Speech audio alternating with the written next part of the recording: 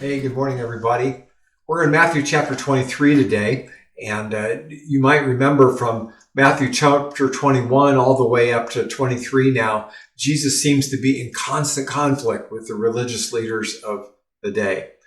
It was his message for sure, but even more than that, it was the following that he was gathering, and the fact that if these people followed Jesus, then they would stop following the religious leaders of the day. And then the religious leaders had so much to lose because they had the power. They controlled the temple. They controlled the economy of that day.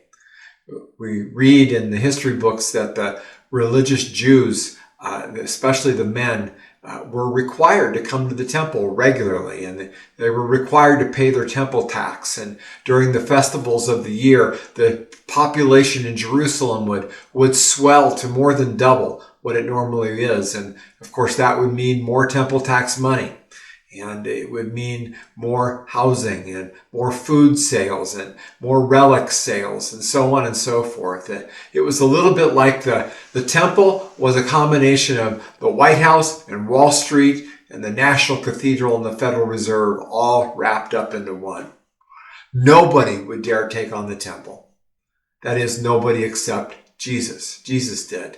You might remember back in chapter 21, he knocked over the tables of the money changers in the temple, and he said this. He said, the scriptures declare my temple will be a house of prayer, but you have turned it into a den of thieves.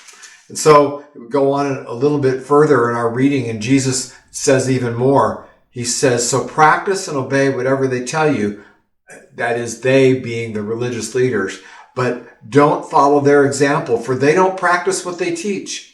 They crush people with unbearable religious demands and never lift a finger to ease the burden. Everything they do is for show. You see, Jesus is looking for authentic people, not perfect people, but authentic people.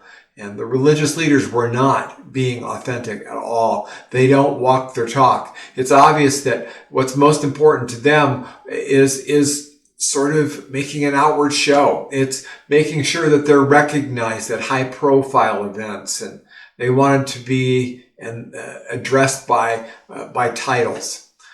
And Jesus is very clear.